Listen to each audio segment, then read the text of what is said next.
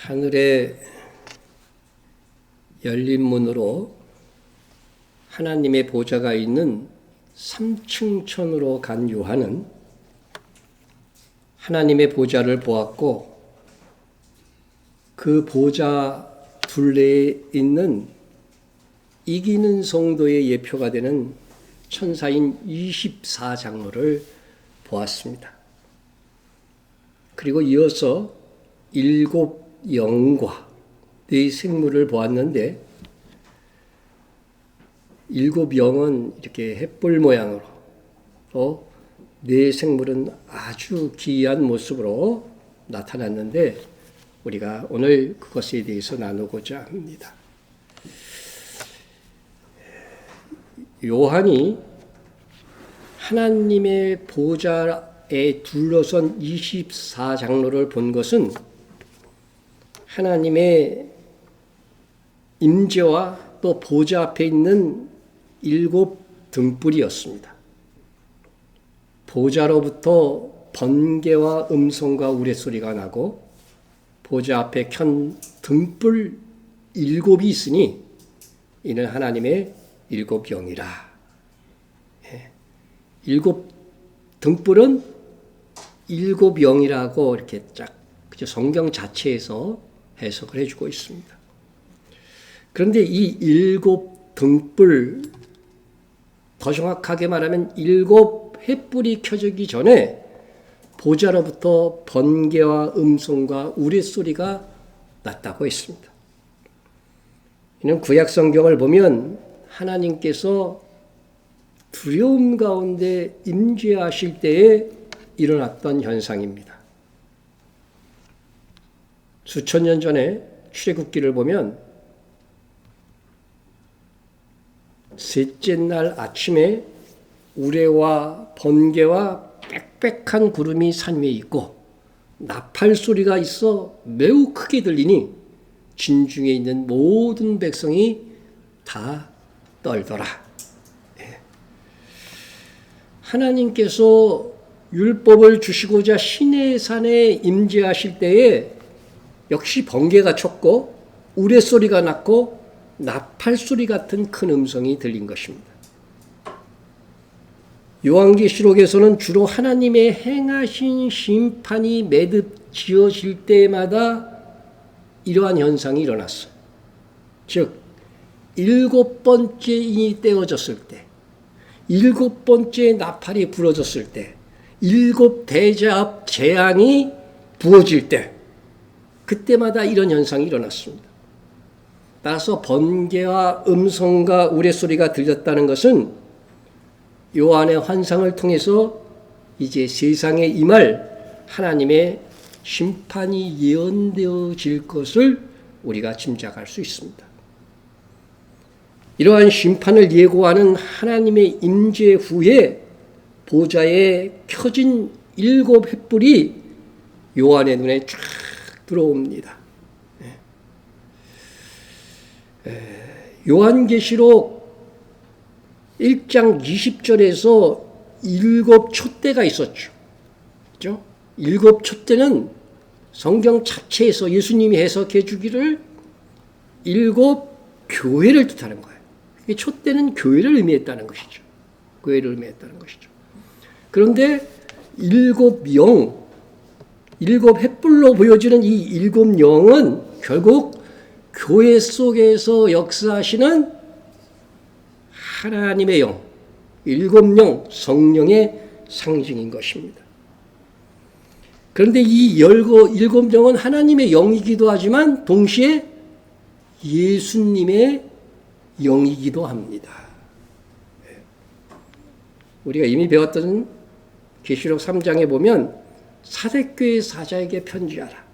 하나님의 7 영과 7 별을 가지시니가. 이 7 영을 가지시니가 누구예요? 교회에 편지를 쓴 사람은 다 예수님이셨으니까 예수님이 7 영의 소유자예요. 7 별은 교회의 사역자들을 뜻했고, 자, 그렇기 때문에 예수님은 우리 가운데 예수님의 영 성령으로 임하고 계십니다. 그래서 성령 충만한 사람일수록 하나님을 경외하고 동시에 예수 그리스도를 위해서 살게 됩니다. 이에 성령 충만한 성도는 예수님을 위하여서 목숨을 버리는 것을 두려워하지 않습니다. 성령이 계셔도 충만하지 못하면 두려워할 수 있어요. 그러나 성령 충만한 성도는 예수님을 위해서 헌신하고 죽기까지 하는 상황이 올지라도 두려워하지 않는다는 것입니다. 어느 성도가 이런 말을 했습니다. 지금 휴거를 위해서 기도하는 신자들을 보면 자기가 보기엔 좀 순수하지 않대. 휴거를 위해서 기도하는 상당수의 성도들이 그 대환란, 고난이 두려워서 휴거 안 되면 큰일 날 것 같으니까 두려움에 휴거될 수 있도록 기도한다는 것입니다. 그 말을 듣고 보니까 정말 그런 것 같아요. 그런 것 같아요. 여러분은 내가 휴거되기를 원하시나요? 네. 주님을 위하여 죽을 각오가 되어 있어야만 휴거됩니다. 주님 때문에 당할 어떤 고난이 두려워서 도피형 휴거는 있을 수가 없어요. 전심으로 주를 따르며 주를 위해서라면 죽음도 불사하겠다는 믿음의 소유자가 휴거될 것입니다. 그리고 지금 성령 충만한 성도가 아니라면 순교든 충성이든 감당할 수가 없습니다. 지금 요한이 보고 있는 가운데의 보좌로부터 번개와 음성과 우레소리가 나고 7 영신 성령께서 7 횃불 모양으로 나타나시죠. 성령도 보이지 않습니다. 그 존재를 표현하고자 환상 중에 하나님께서 7 횃불로 보여주신 거죠. 이는 하나님께서 일하고자 하실 때에 성령께서 타는 횃불처럼 충만히 역사하신다는 것이에요. 우리 교회의 앞으로 전과는 비교할 수 없는 충만한 성령의 역사가 있기를 소원합니다. 이제 성령께서 켜진 횃불로 우리 가운데 역사하실 것입니다. 이제 여러분들이 물 붓듯이 부으시는 성령의 충만함을 사모할 때에 정말 성령께서 우리에게 임하시는 거예요. 성령의 충만은 우리의 사모, 우리가 할 수 있는 것은 사모함 뿐인 것입니다. 주여, 먼저 나에게 성령 충만함으로 하나님의 큰 부흥을 경험하게 하옵소서. 여러분 그렇게 기도하시기를 바랍니다. 7 영을 이제 성령님을 본 거죠. 환상으로 요한이 봤어요. 성령님은 보이지 않는 분이시지만 그분의 임재를 알리고자 요한에게 이러한 상징과 형상으로 보이셨습니다. 그리고 이어서 요한이 본 것은 보좌 앞에 있는 유리바다였습니다. 보좌 앞에 수정과 같은 유리바다가 있고 했습니다. 요한이 본 보좌 앞에 있는 유리바다는 수정과 같은 유리바다였어요. 여기 수정은 크리스탈로. 그러니까 요즘 말로 하면 크리스털. 이는 원래 얼음을 의미하는 단어였어요. 투명한 결정체를 말합니다. 그리고 유리바다라고 했는데 이는 본래 빗방울을 의미하는 단어예요. 이에 유리바다는 뭐 유리로 된 바다다 이렇게 받아들이는 분들이 있는데 그런 의미는 아닙니다. 아주 맑은 바다, 수정 같은 맑은 물이 있는 그런 바다라고 하는 뜻입니다. 그렇다면 이 유리바다는 영적 의미가 무엇일까? 다시 말씀드리자면 이 하늘 성소는 지상에 있는 성전의 원형이라고 했습니다. 그래서 하늘 성전인 모형으로 지어진 성막을 보면 이 바다라고 불리는 기구가 하나 있는 것을 알 수 있어요. 자, 성막을 평면도로 한번 보면 여기서 바다라고 칭하는 한 기구가 있습니다. 물두멍이라고 하는 기구입니다. 물두멍. 우리 식으로 얘기하면 물탱크 이렇게 말해도 됩니다. 이걸 입체적으로 보면 이렇습니다. 바로 물두멍이 이 부분인데 여러분 이것이 바로 바다라고 불리우는 기구입니다. 바다. 자, 이거를 말씀으로 확인해 봅니다. 또 물두멍 10개를 만들어 5개는 오른쪽에 두고 5개는 왼쪽에 두어 씻게 하되 번제에 속한 물건을 거기서 씻게 하였으며 그 바다는 제사장들이 씻기 위한 것이었더라. 물두멍을 뭐라고 불렀어요? 바다라고 불렀어요. 다른 곳에서는 다른 부분에서는 놋바다 이렇게 표현도 합니다. 이 바다로 불리우는 물두멍은 열왕기상 7장 25절을 보면 12마리 소로 이렇게 딱 받치게 되어 있습니다. 받침게 되어 있어요. 이는 백성을 대표하여 하나님을 섬기는 제사장들이 하나님을 배움는 성소에 들어가기 전에 정결하게 깨끗하게 하기 위해서 씻을 수 있는 물인 거죠. 그리고 자기 모습을 잘 살피는 거울로 삼았다는 거죠. 우리가 고린도전서 14장에 우리가 거울을 보는 것 같이 뭐하다고요? 희미하다 하는 말이 있어요. 야, 우리 거울로 보면 안 희미한데 그렇게 생각할 수 있잖아요. 근데 구약시대는 뭘로 거울을 만들었어요? 구리. 그러니까 희미하다는 그 말씀을 오늘날의 시각으로 보면은 이해가 안 되는 거죠.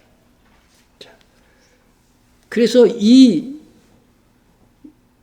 바다라고 하는 물두멍, 물탱크는 그가 놋으로 물두멍을 만들고 그 받침도 놋으로 하였으니 곧 해망문에서 수정되는 여인들의 뭐로?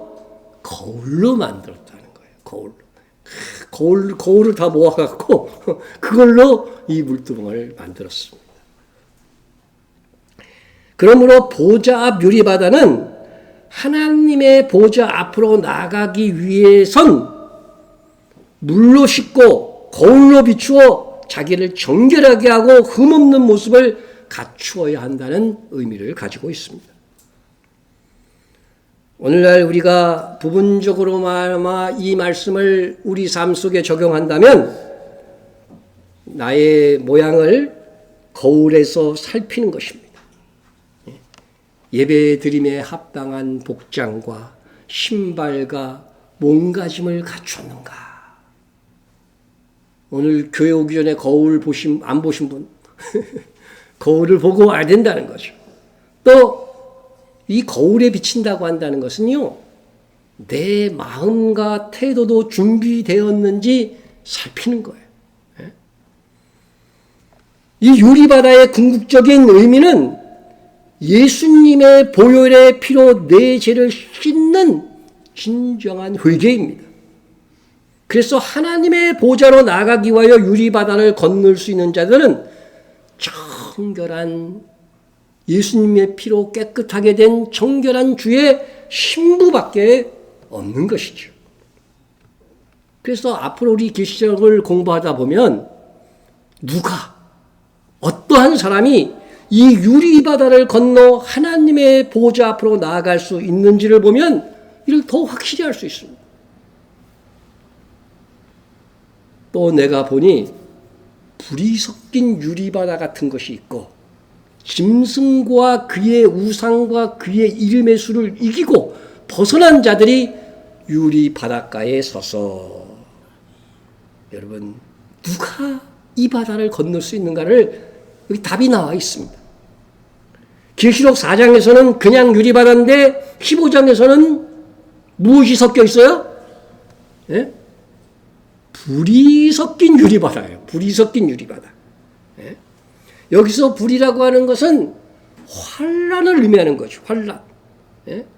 대환란 중에 계시록이 예언하는 최고의 환란은 뭐냐면요, 666 짐승의 표를 받지 않고 이기는 것입니다. 그렇죠? 예? 이 표는 아예 지배 형태로 우리에게 주어질 거예요. 그래서 대환란을 겪는 중에 남은 환란, 가장 극심한 환란은 받지 않고 휴거되어 하늘의 유리바닷가에 서게 될 것이다 말씀하고 있습니다. 여러분, 마지막 시대의 짐승으로 상징되는 적그리스도가 세계를 통치하는 때가 옵니다. 그때에는 오른손이나 이마에 짐승의 수 666을 의미하는 표를 받게 할 것입니다. 그때 가장 큰 고통은 뭐냐면요, 그 표를 받는 사람만 경제적인 매매가 가능하게 될 것이라는 거죠. 여러분, 오늘날도 일부 그렇게 되죠. 그런데 이 표를 이 바코드 같은 것들을 이 신체 안으로 들어오면은요, 이것을 안 받은 사람은 어떻게 돼요? 매매가 불가능하게 만드는 시대가 온다는 것이죠. 이런 기술이 지금 있다고 그랬어요? 없다고 그랬어요? 이미 이런 기술은 나와 있습니다. 특허까지 받아놨습니다. 그래서 그것만은 사람들은 생각하고 있지만은 그 표로 온라인에 연결되는 것이기 때문에 여러분, 온라인에 연결되어 우상에 절하게 되는 영적인 아바타가 될 수 있다는 거예요. 그것을 아는 성도들, 그것을 말씀을 통해서 선포받은 성도들은 가진 박표와 위협과 경제적 매매를 하지 못하는 어려움 속에 표를 받지 아니하여서, 그리고 적그리스도를 숭배하지 않음으로 인해서 많은 어려움을 겪게 될 것이지만, 그러한 성도들이 어떻게 된다? 휴거될 것이다. 물론 죽은 성도들은 그때 부활해서 함께 휴거될 것입니다. 이들은 짐승을 이기고 뭐 한 자들이라고요? 벗어난 자들이라고 그랬어요. 죽은 자들이에요? 계시록 끝에 가면 죽은 자들도 나와요. 그 이름의 수를 이겨서 순교한 사람들인 이야기도 나옵니다. 근데 여기서는 이름의 수를 이기고 벗어난 자들이라고 했으니까 순교한 사람들은 아닙니다. 단 순교를 각오하고 표를 받지 아니하여서 환난 중에 있던 성도라고 하는 것이죠. 만약 우리의 때에 이마나 오른손에 표를 받게 하고 그 표로만 매매하라는 그러한 일들이 우리에게 임한다고 한다면, 그때 여러분 어떻게 하실 거예요? 왜 이렇게 조용해? 그때엔 여러분들이 그리스도에 대한 정절로서 이 표를 거부해야 됩니다. 예. 그러면 휴거되어 저 하늘의 유리바다를 건너 종국에는 우리 하나님의 보좌가 있는 하나님의 나라로 입성하게 될 것입니다. 자, 이상 요한이 하나님의 보좌에 둘러선 24장로와 7영을 본 후에 보좌 앞에 수정 같은 맑은 투명한 바다가 있었습니다. 그리고 또 무엇이 있었는가 한번 봅시다.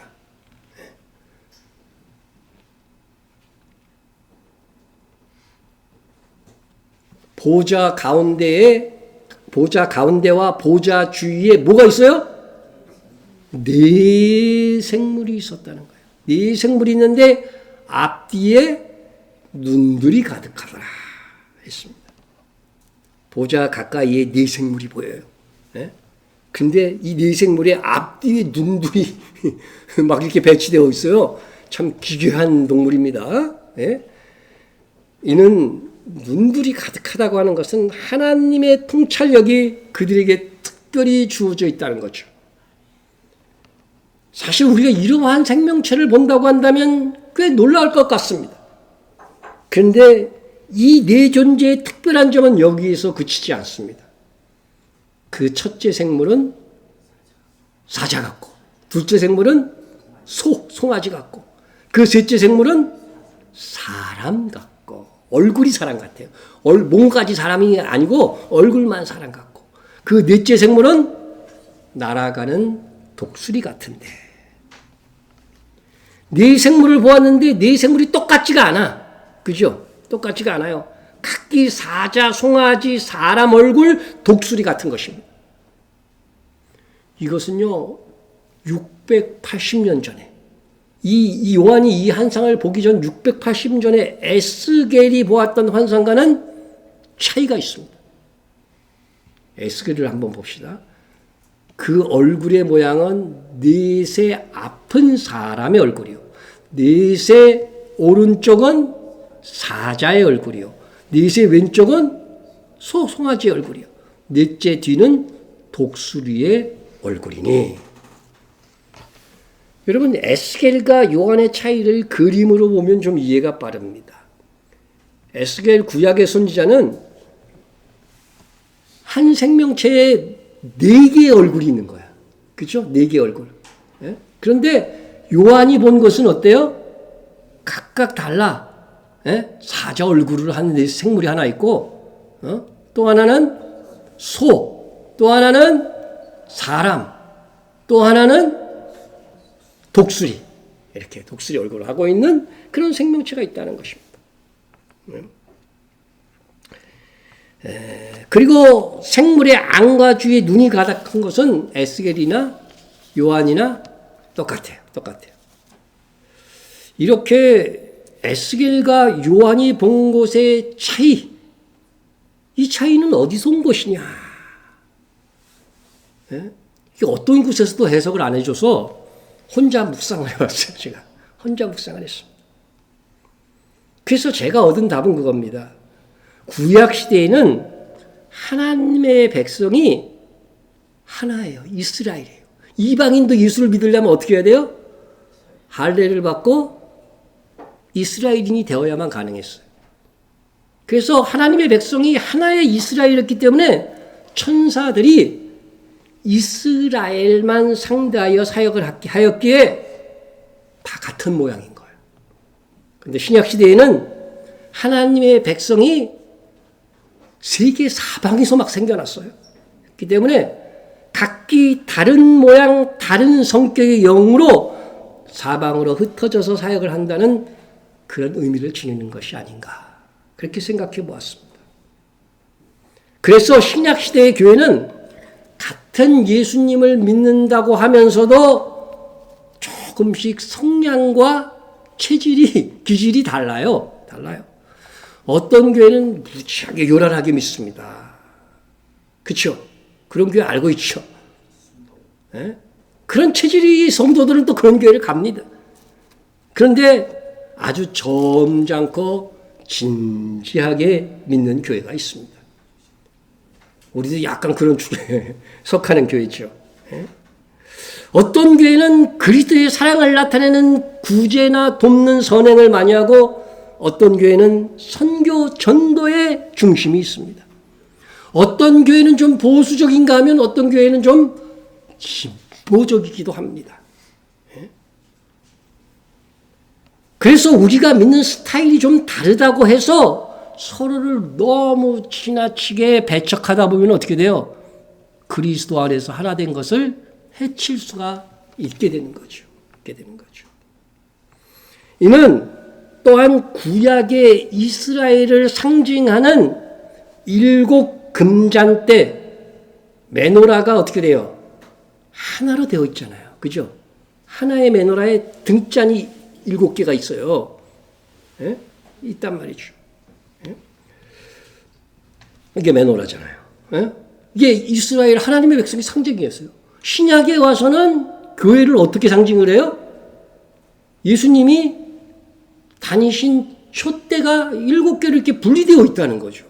이게 똑같은 원리라는 거예요. 그래서 이방 교회는 분리되어져 있는 거예요. 그래서 각각 교회들마다 조금 성격이 달라요.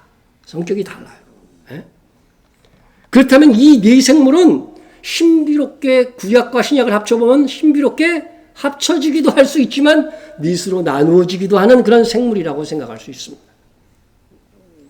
우리도 우리와 조금 다른 성향의 교회나 그리스도를 용납하고 때로는 연합하기도 하면서 하나님의 일들을 감당해 나가야 한다는 것입니다. 그러면 이 네 생물의 정체는 무엇이며 그들은 무슨 일을 하는가? 먼저 네 생물의 얼굴이 왜 사자소 사람 독수리의 얼굴이냐? 이것은 일반적인 해석을 보면 사자는요 왕권을 뜻해요. 그래서 마태복음에는 왕이신 그리스도. 그래서 누구의 후손이라고 예수님을 족보에서 소개해요? 다윗 왕의, 그죠? 다윗과 원어의 기준으로 하면 다윗과 아브라함의 후손이다. 이렇게 얘기를 합니다. 예수님의 족보를. 그래서 계속해서 왕이신 그리스도를 표현해요.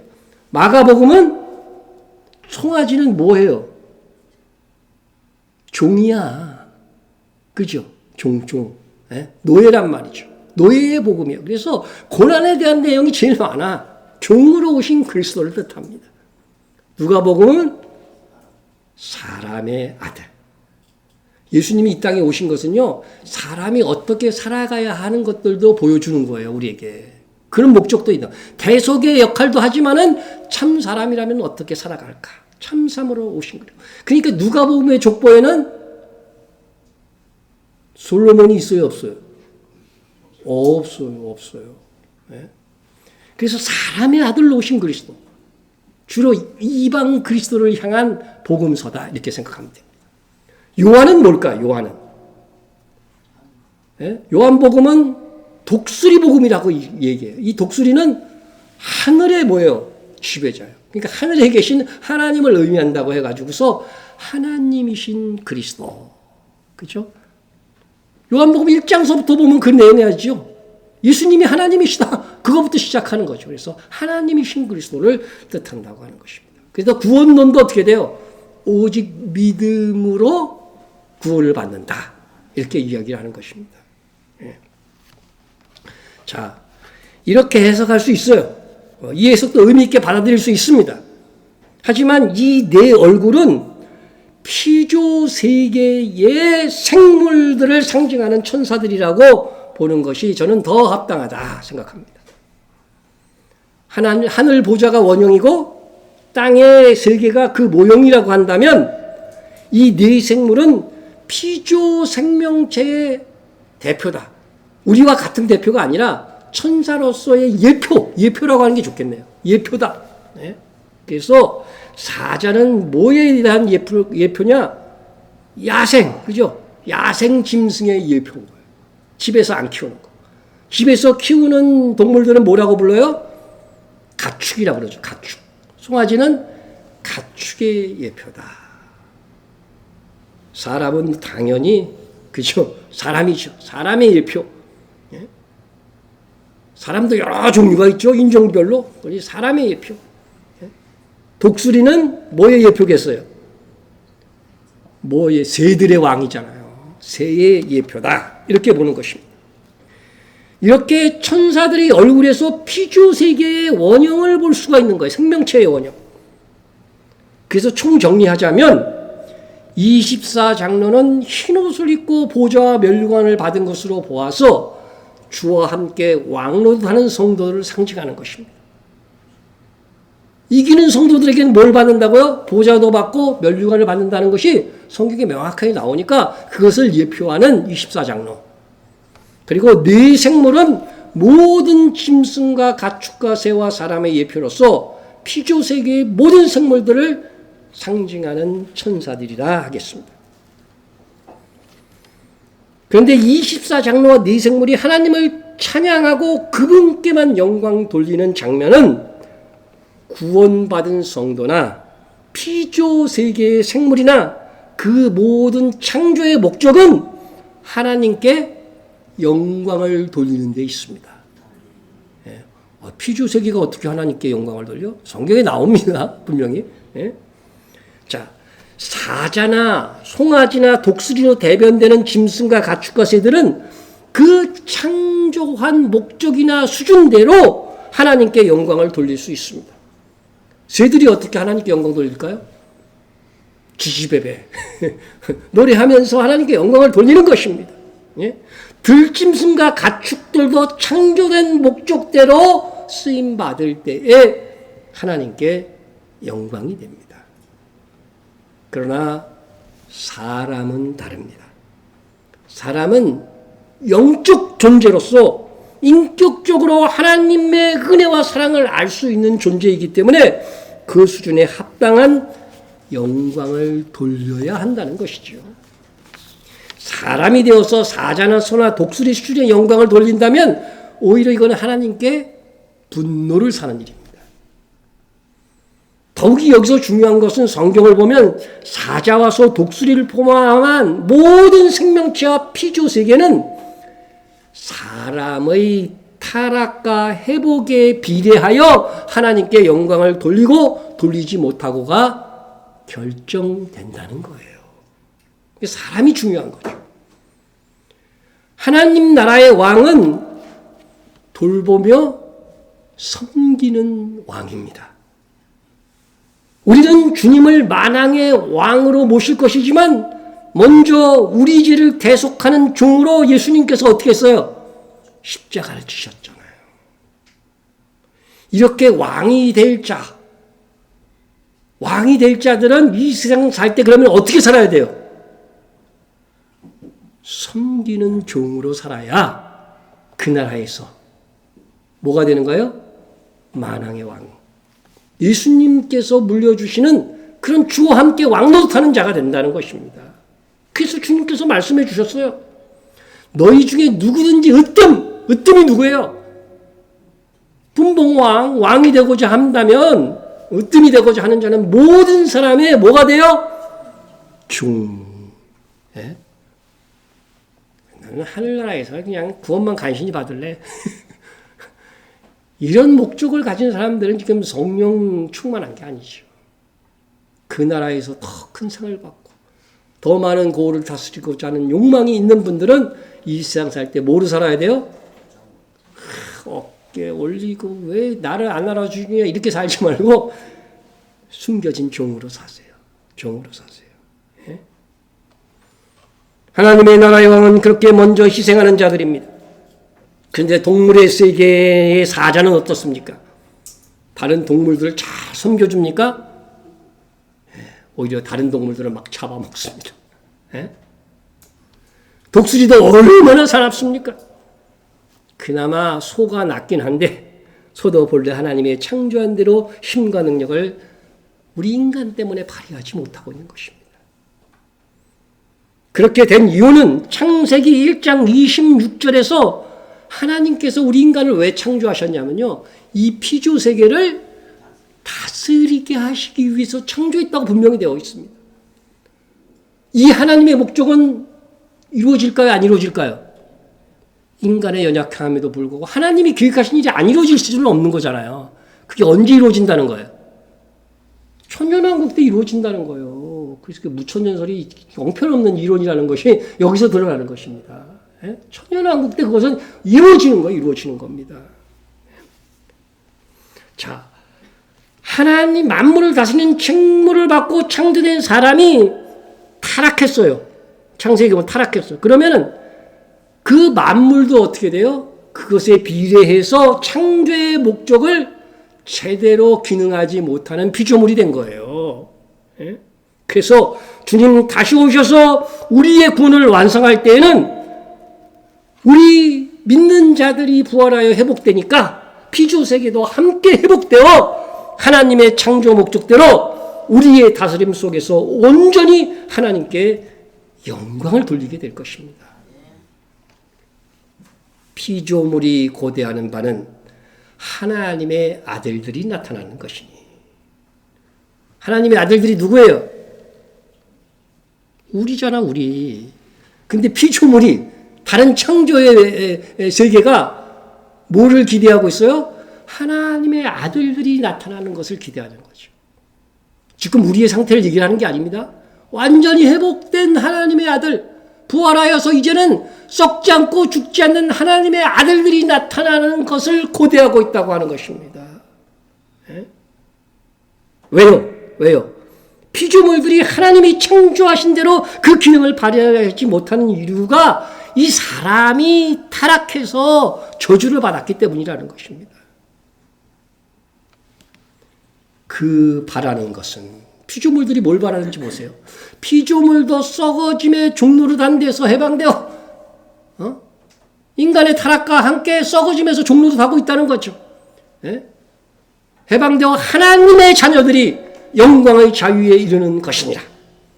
피조물이 다 이제까지 함께 인간의 타락과 함께 탄식하며 함께 고통을 겪고 있는 것을 우리가 아니라 성도들이라면 이 정도는 알아야 돼요.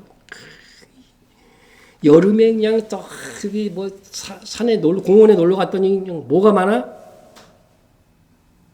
모기떼가 날아와서 막 무서워.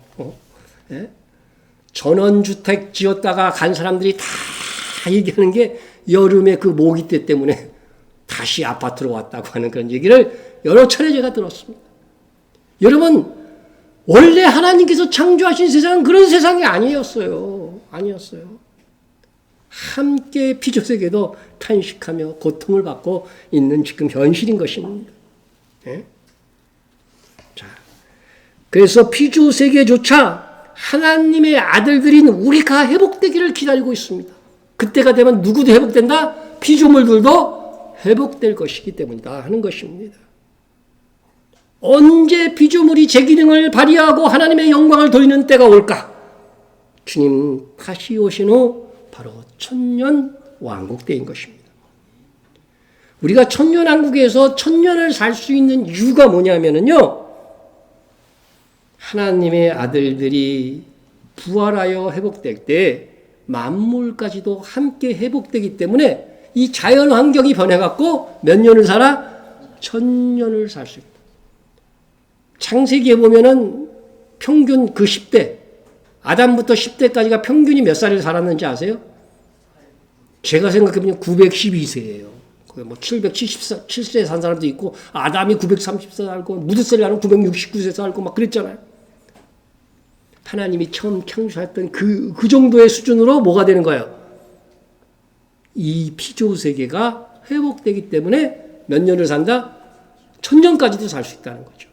그러니까 천년왕국 때는 처음에는 인구가 적겠지만 인구가 어떻게 돼요? 폭발적으로 증가할 것입니다.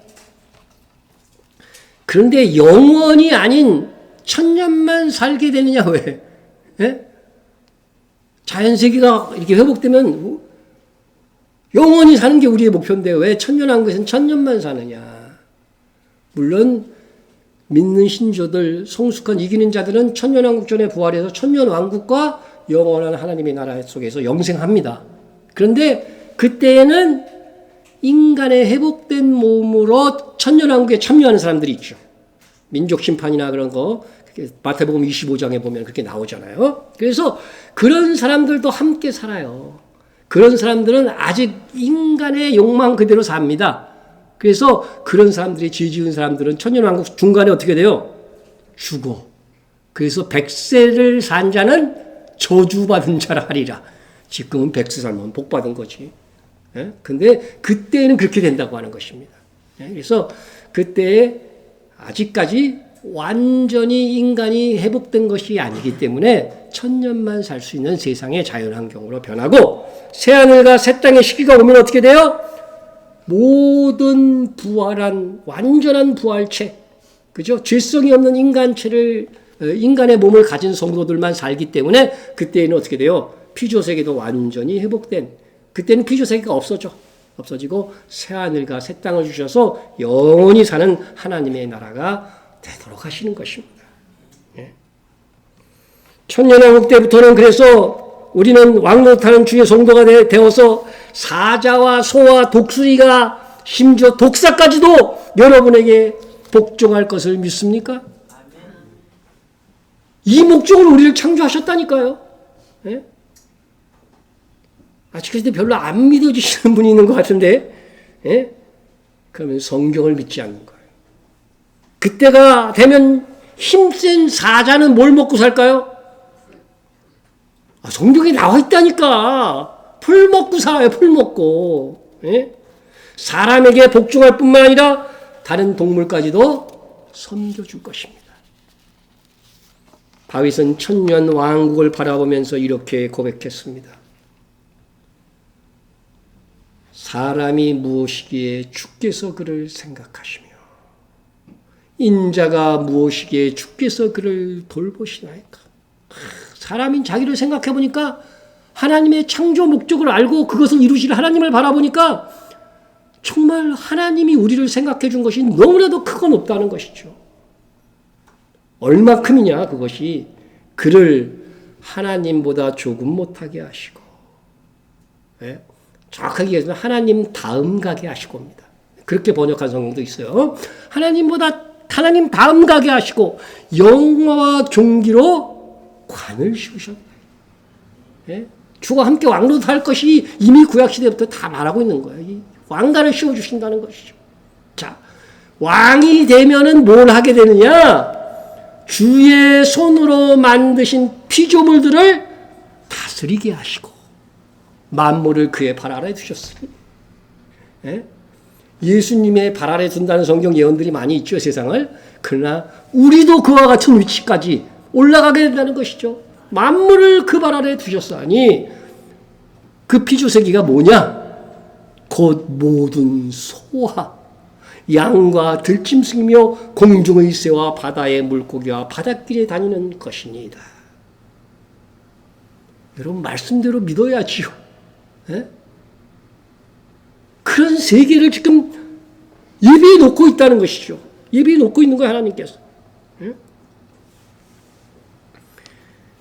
물고기가 여러분에게 나중에 순종하게 될 것을 여러분 믿습니까? 예? 말씀에 나오는데도 믿어야 돼요. 믿어야 돼요. 천년왕국 때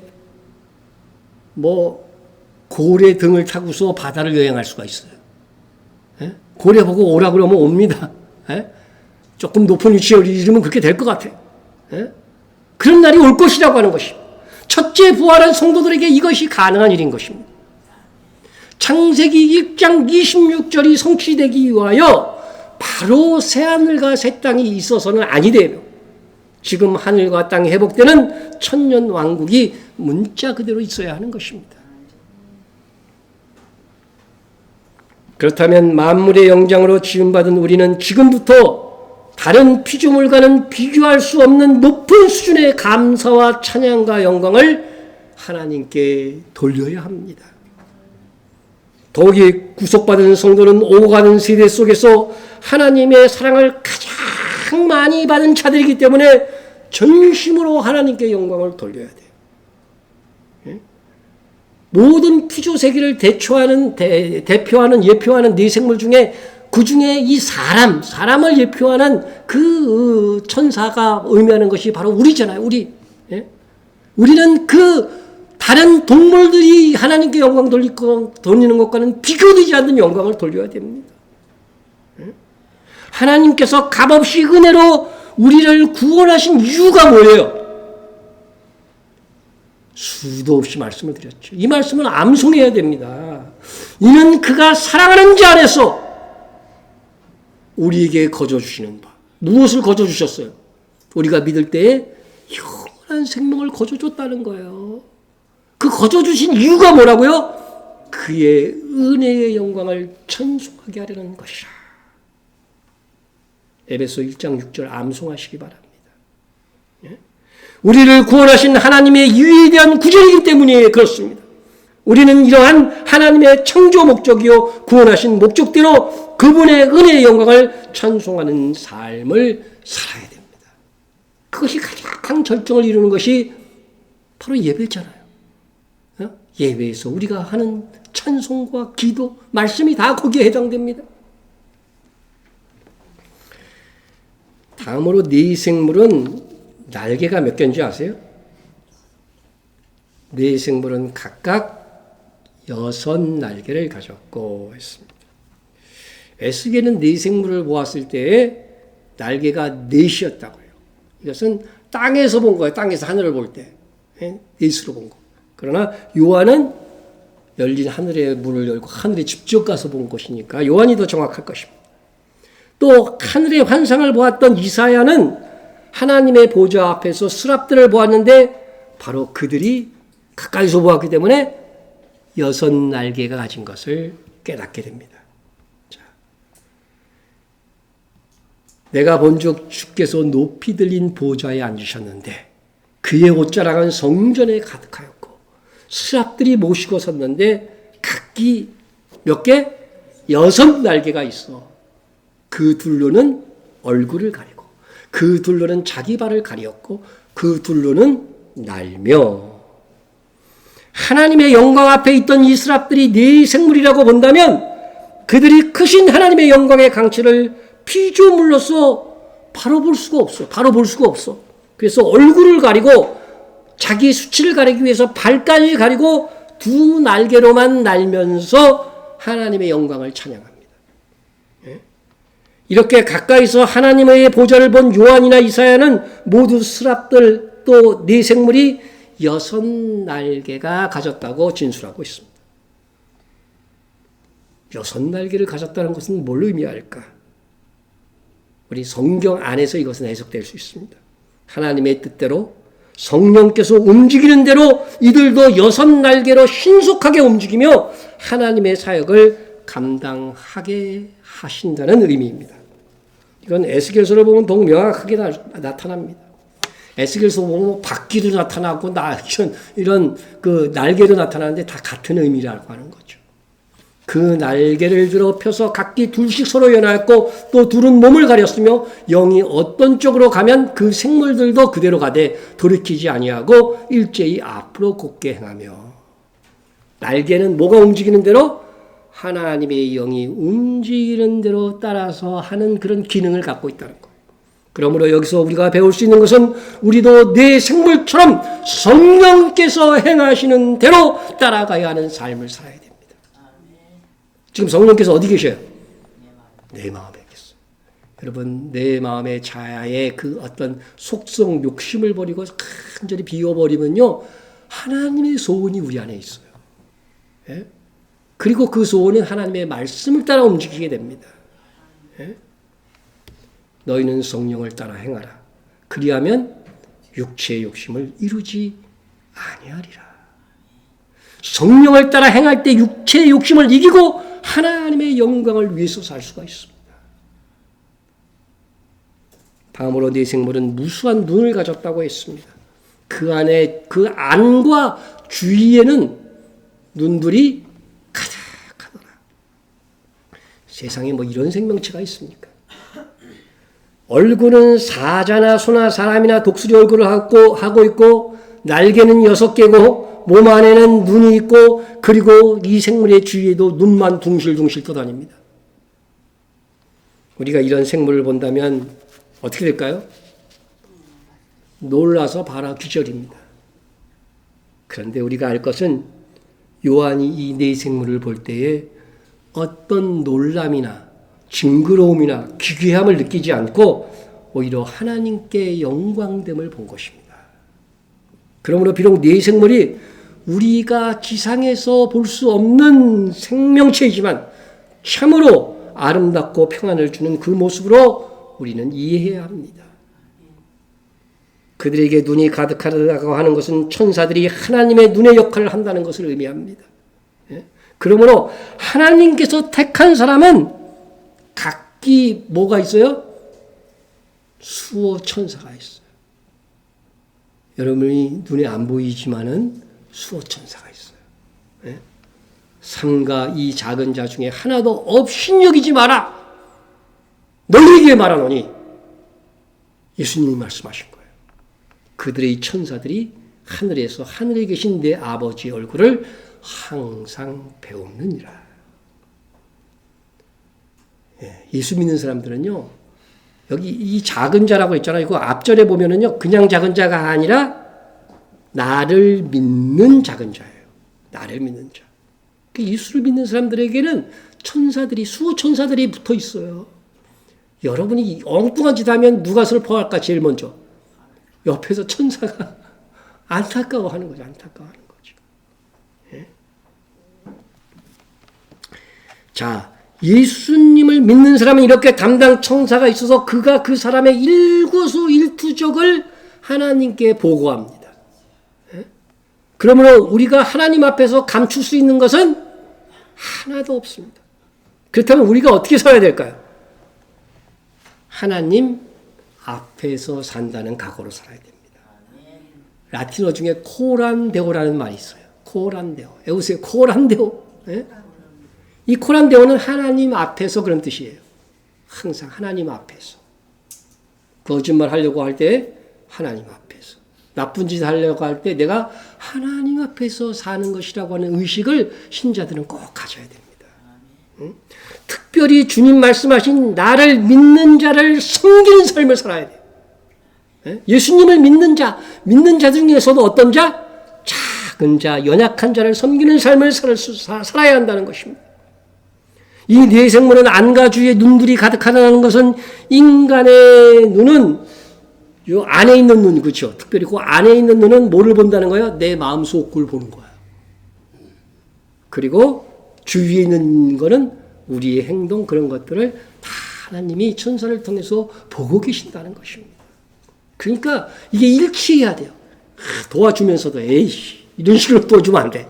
정말 진심으로 사랑하는 마음을 얹어서 도와줘야 이 천사들의 눈에 작게 보여서 하나님 앞에 보고가 되는 것입니다. 여러분 하나님을 피하여 숨을 수 있는 사람은 있습니까? 없습니까? 없습니다. 내가 주의 영을 떠나 어디로 가며 성령이 내 안에 계신데 어디로 가 내가? 주의 앞에서 어디로 피하리까? 내가 하늘에 올라갈지라도 거기 계시며 수월의 내 자리를, 수월은 무덤이에요. 수월의 내 자리를 펼지라도 거기 계시나이다. 아무도 없다고 부끄러운 일을 하는 사람은 하나님을 무시하고 있는 것입니다.